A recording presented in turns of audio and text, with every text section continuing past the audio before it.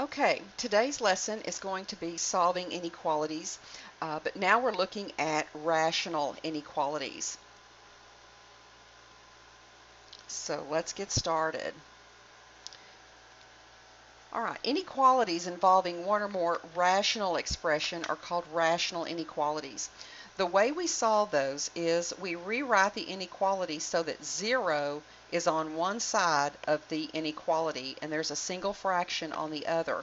All right, that means we may have to add or subtract some rational expressions. If there is more than one expression on one side of the inequality, find a common denominator for the expressions and then combine to one rational expression.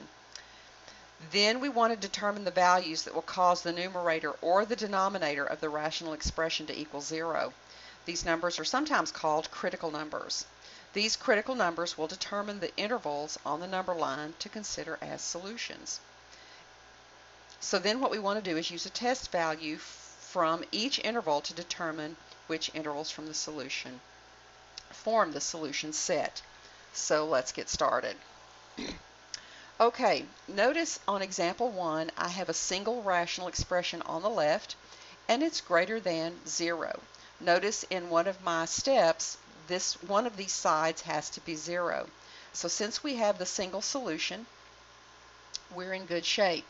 So let me just arrow back. All right, we want to determine the values that cause the numerator or the denominator of the rational expression to equal 0. So we want to look at the denominator. So what we know is, in this case, really x can't be 4. Because if it is 4, it'll cause a 0 in the denominator. All right. Now, the other place we want to look is we want to know where our rational expression equals 0. So we want to set the numerator equal to 0. So our critical numbers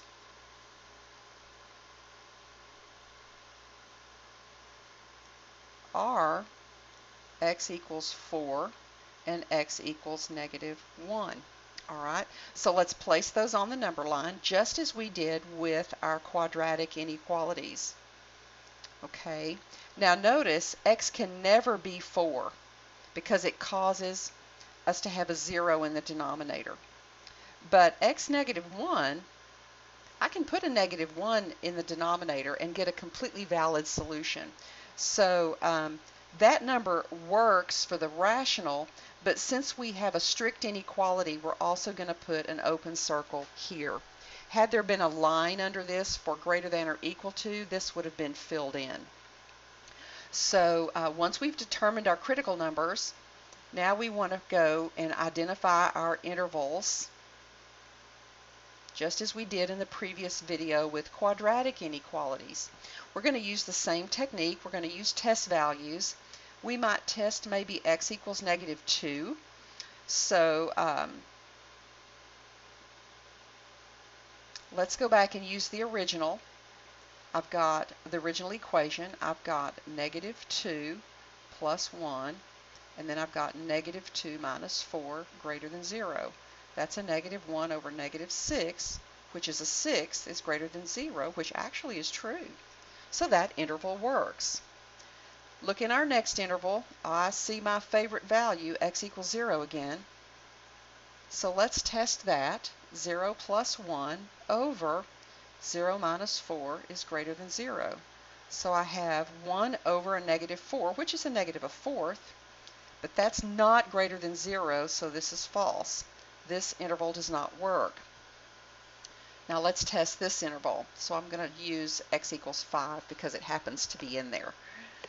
So that's going to be 5 plus 1 over 5 minus 4 greater than 0. So that's 6 over 1, which is greater than 0. That's true.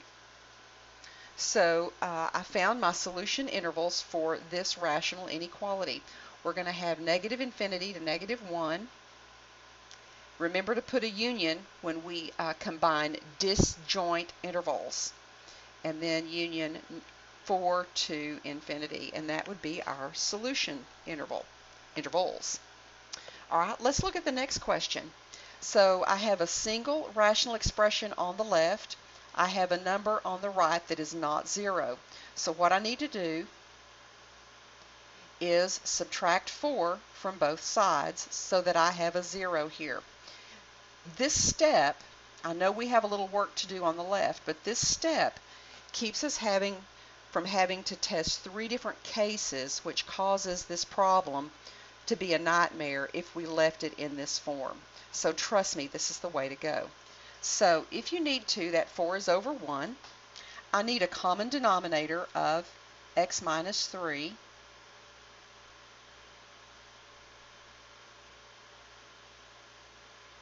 Okay. So we want to get all this done before we start looking for our critical numbers. So I have 6 minus 4 times x minus 3 all over x minus 3. Let's distribute the negative 4.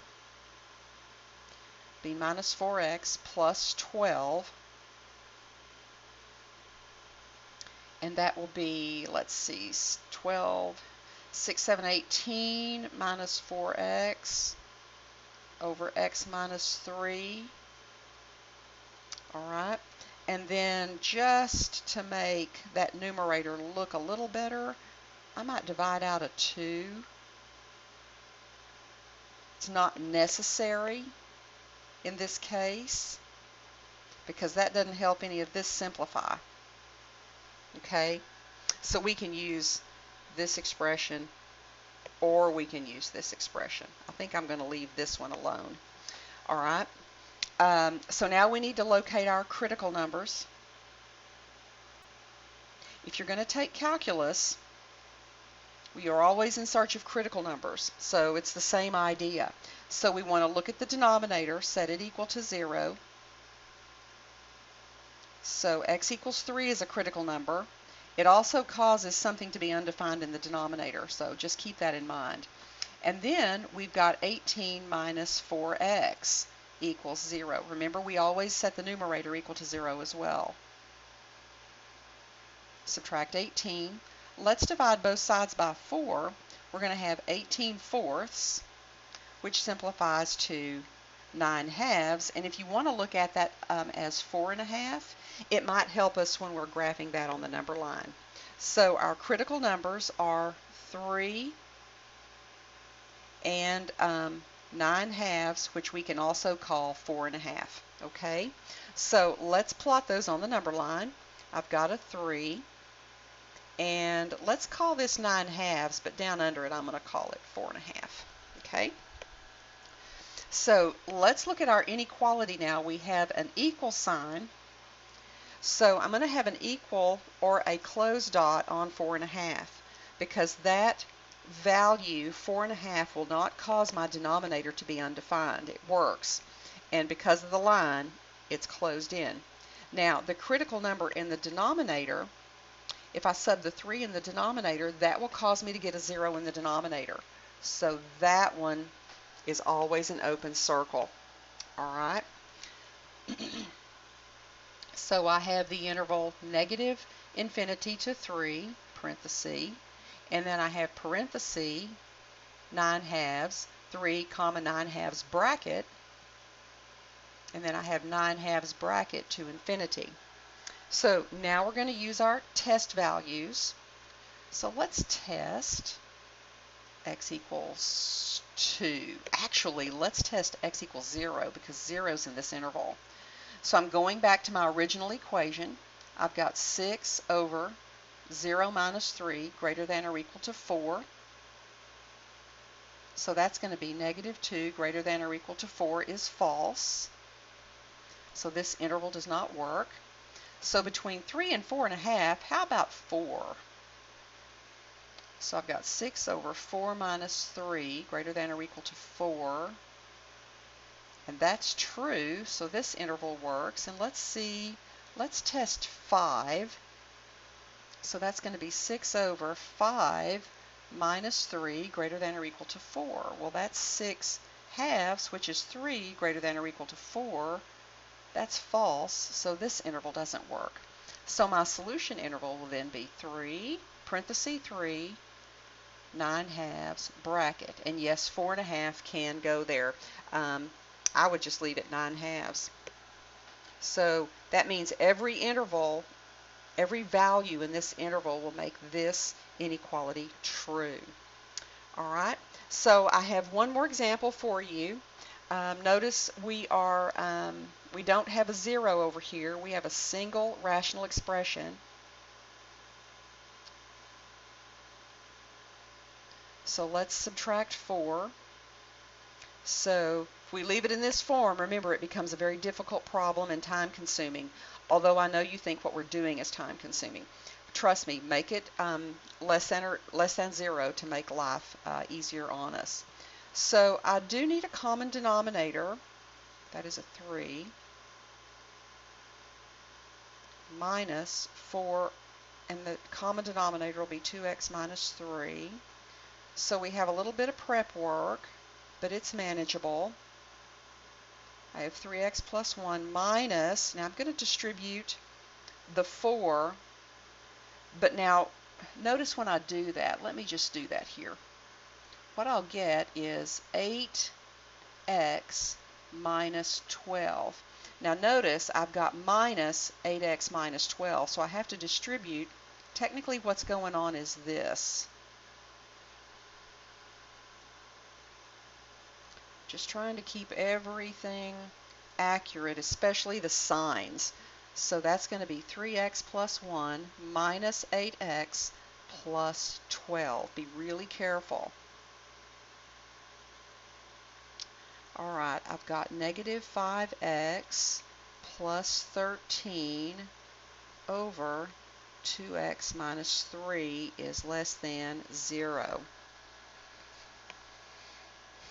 Okay, so let's find our critical numbers.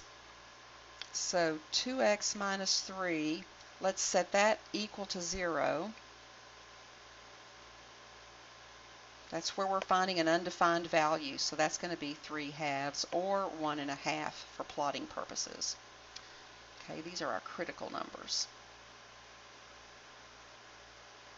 So let's take the negative 5x plus 13 and let's set it equal to 0, because that'll produce a 0 in the numerator. All right, so we're working off this 0 value here. So I have negative 5x equals negative 13, x equals, now that'll get me a negative 13 divided by negative 5, which is 13/5, which, for plotting purposes, let's call that 2 3/5. So our critical numbers then are 3/2 and 13/5. So this is 3/2 or 1.5. This is 13/5 or 2 3/5. So I have my intervals. We better look at how we want to mark them. I've got a strict less than, which means my numerator critical number will be an open circle. My denominator critical number will always be an open circle. Okay, so this will be 3/2 parenthesis 3/2.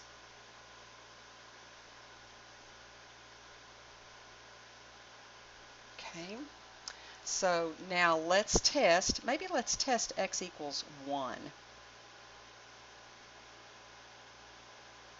So that's going to be 3 times 1, and I'm using the original equation, or inequality rather. So that's going to be 3 plus 1 is 4. 2 minus 3 is negative 1 is less than 4. Well, that's certainly true. Now between 1.5 and 2 3/5, let's go with a 2. I'm not scared of fractions, but it's just easier to calculate if we're looking to see what interval is a part of a solution or not. So there's 3 times 2 plus 1 over 2 times 2 minus 3 less than 4. 6 plus 1, 4 minus 3, so that's going to be 7 over 1 is less than 4. That is false.